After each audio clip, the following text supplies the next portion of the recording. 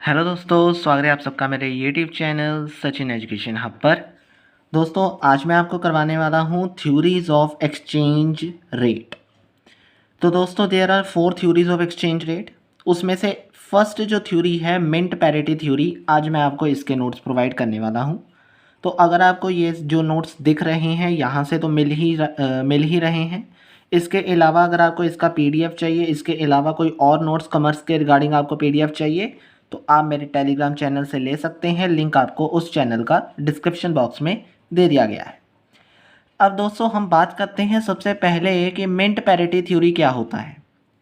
या अगर आपने एक्सचेंज रेट करना है तो उसमें आपकी ये थ्योरी कैसे इस्तेमाल होती है।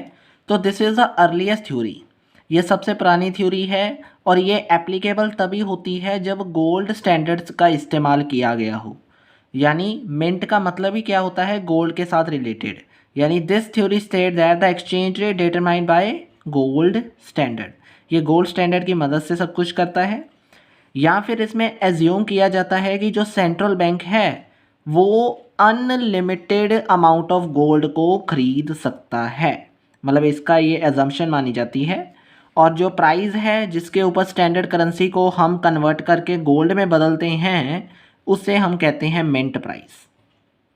इसके अलावा आता है, सपोज कीजिए अगर आपका ऑफिशियल प्राइस गोल्ड का ब्रिटेन में 20 पाउंड है, 20 पाउंड पर ऑन्स है। ऑन मतलब आपका गोल्ड का जो मतलब साइन होता है, आप उसे कह लो। अगर मेरे पास यानी ब्रिटेन में गोल्ड का जो पर ऑन्स वैल्यू है वो है 20 पाउंड और यूएस में है $80, तो जो मेरा रेट ऑफ एक्सचेंज होगा दोनों करेंसीज के बीच में वो 20 पाउंड इज़ इक्वल टू $80, यानी 1 पाउंड इज़ इक्वल टू $4 के बराबर माना जाएगा। ठीक है जी, तो ये आपको इतना सा क्लियर तो हो गया होगा अभी तक।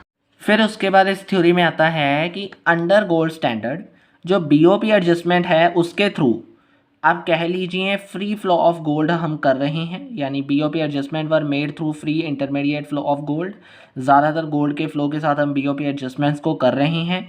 और जो बीओपी एडजस्टमेंट्स के कारण एक्सपोर्ट इंपोर्ट हो रहा है गोल्ड का, उसमें cost of packaging, freight, insurance, ये सारी कॉस्ट ऐड हो जाती है।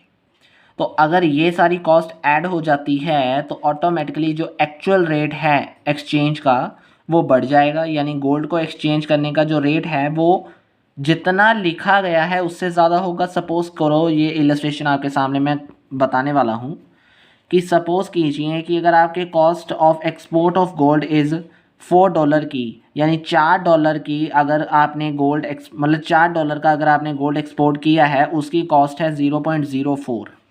यानी अगर आप गोल्ड को एक्सपोर्ट कर रहे हो एट द रेट ऑफ $4 तो उसमें आपकी कॉस्ट लगेगी $0.04। तो ऑटोमेटिकली जो यूएस इंपोर्टर है उसे कितना पे करना पड़ेगा, 4.04। यानी ऐड कर दोगे तो 4.04 आपको पे करना पड़ेगा हर एक पाउंड के रिगार्डिंग। लेकिन अगर जो यूएस इंपोर्टर है वो क्या नहीं कर सकता, इससे ज़्यादा आगे नहीं जा सकता, ये आपको ध्यान रखना है। यानी this is a last amount of cost जो हम गोल्ड के ऊपर एक्सचेंज कर सकते हैं।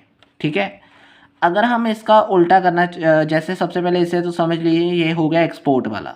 यानी देयरफॉर जो एक्सचेंज रेट है डॉलर का एंड पाउंड का वो मैक्सिमम कितना होगा, 1 पाउंड किसके बराबर माना जाएगा, $4.04 के बराबर। यानी जब भी आप गोल्ड को एक्सपोर्ट करोगे वो कितने तक हो सकता है, $4.04 तक हो सकता है।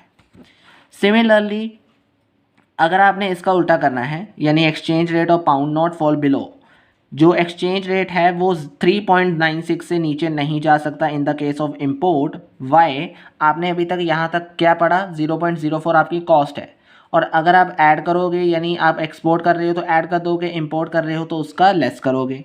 यानी आपने सीधी सी बात याद रखनी है, इसमें आपने क्या पढ़ा कि जो आप यूएस गोल्ड को एक्सपोर्ट मतलब जो exchange rate US gold export point पर है वो है 4.04, क्योंकि आप बेचते हमेशा ज़्यादा रेट पर हो और ख़रीदते कम रेट पर हो।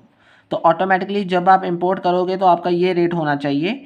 या फिर आप कह लीजिए कि इन केस ऑफ यूएस, मतलब अगर आपने ये ध्यान में रखना है कि जो एक्सचेंज रेट है वो 3.96 से नीचे नहीं जाना चाहिए अगर आपके पास बीओपी सरप्लस है।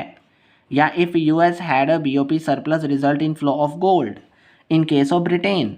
इन शॉर्ट अगर मैं आपको बताने की कोशिश करूं इसका मीनिंग, तो एक्सपोर्टर क्या ध्यान में रखेगा कि इंपोर्ट करते टाइम जो गोल्ड है फ्रॉम ब्रिटेन वो कितनी वैल्यू तक होना चाहिए, 3.96 तक होना चाहिए, और एक्सपोर्ट करते टाइम $4.04 तक होना चाहिए। ठीक है जी, इतना क्लियर हो गया अभी तक। और इस चीज़ को हमने, अगर आपको पता है एक्सचेंज रेट को अच्छे से डिफाइन करना होता है तो डायग्राम आता है बीच के अंदर। अगर आप डायग्राम की ओर ध्यान देते हो तो आपके सामने देखिए $4.04 और 3.96 है। ठीक है, आपकी सबसे पहले यहाँ तक ये देखिए, ये आपकी डिमांड हो गई। ठीक है, और अब आपने इसे नीचे लेकर चले जाना है, और ये डिमांड, ये देखो यहाँ पे आपका पॉइंट आ गया, that is gold import point, यानी आपने यहाँ से लेकर यहाँ तक आना है। सिमिलरली अगर आप यहाँ से जा रहे हो तो आपने मैक्सिमम कहाँ तक जाना है, that is gold export point तक। तो सप्लाई आपकी हो सकती है गोल्ड एक्सपोर्ट पॉइंट यानी 4.04 तक, और डिमांड आपकी हो सकती है 3.96 तक यानी गोल्ड इम्पोर्ट पॉइंट तक। और जो लाइन इन दोनों को कट करके, यानी जिसके ऊपर, यानी एक जो मेन दोनों के बीच में आपने फिक्स किया गया रेट है, कन्वर्ट करने का जो रेट है वो है 4, that is called mint parity rate या मिंट पैरिटी प्राइस। और जहाँ पर ये दोनों कट हो जाते हैं वो पॉइंट हमारा माना जाएगा इक्विलिब्रियम, यानी इसी पॉइंट के ऊपर डीलिंग होगी, इसी पॉइंट के ऊपर गोल्ड को import export at the rate of mint parity किया जाएगा।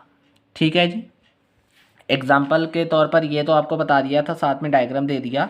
अब ये डायग्राम क्या कहता है, ध्यान से समझना है यहाँ पे कि जो ओ आर है, यानी अगर मैं आपको यहाँ पे बताने की कोशिश करूँ, दैट इज़ ओ और आर, वो क्या है, इक्विलिब्रियम एक्सचेंज रेट है, जिसके ऊपर आप ओ क्यू, ये देखिए ये ओ क्यू है, उसकी क्या कर रहे हो, डिमांड कर रहे हो। ठीक है, और सप्लाई कर रहे हो। M horizontal line in the, ये रही M horizontal line, mint parity है ये, जिसके ऊपर $8.4 है।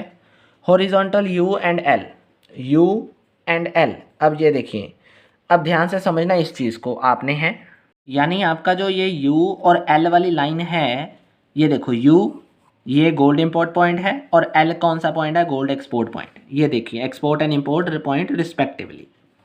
अब जो एस और S1 वाली लाइन है, ठीक है, वो क्या कहती है, that is a horizontal line, जहाँ पे आपको ये बताया गया कि जो भी अमेरिकन है वो 4.04 से ऊपर नहीं जा सकता। ये आपको ऊपर दिख रहा है यहाँ पे साथ में, ये देखिए यहाँ से ऊपर नहीं जा सकता। सिमिलरली डिमांड के केस में इसका उल्टा हो जाएगा, लेकिन इससे पहले आप ये देखो कि एसएस लाइन क्या कहती है कि he can gets only a quantity of 4.04, यहाँ तक कि वो ले सकता है एक्सपोर्ट के टाइम पे।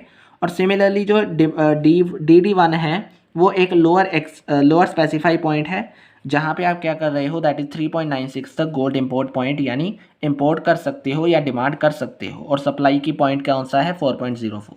ठीक है, तो ये दोनों पॉइंट्स को साथ में उन्होंने क्या किया है, बताने की कोशिश की है। इतना अभी तक क्लियर हो गया।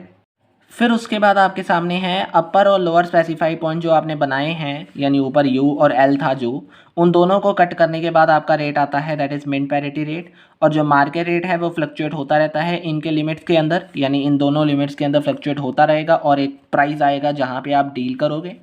जो शिपमेंट ऑफ गोल्ड है take place as long as the market exchange rate remains में विद इन द लिमिट, जहाँ तक लिमिट के बीच में रहेगा वहाँ तक शिपमेंट कॉस्ट है जो गोल्ड की, वो शिपमेंट नहीं लगेगी, यानी एज लॉन्ग एज, जब तक वो एक्सचेंज रेट इस लिमिट के अंदर रहेगा तब तक वो शिपमेंट कॉस्ट नहीं लगेगी गोल्ड की।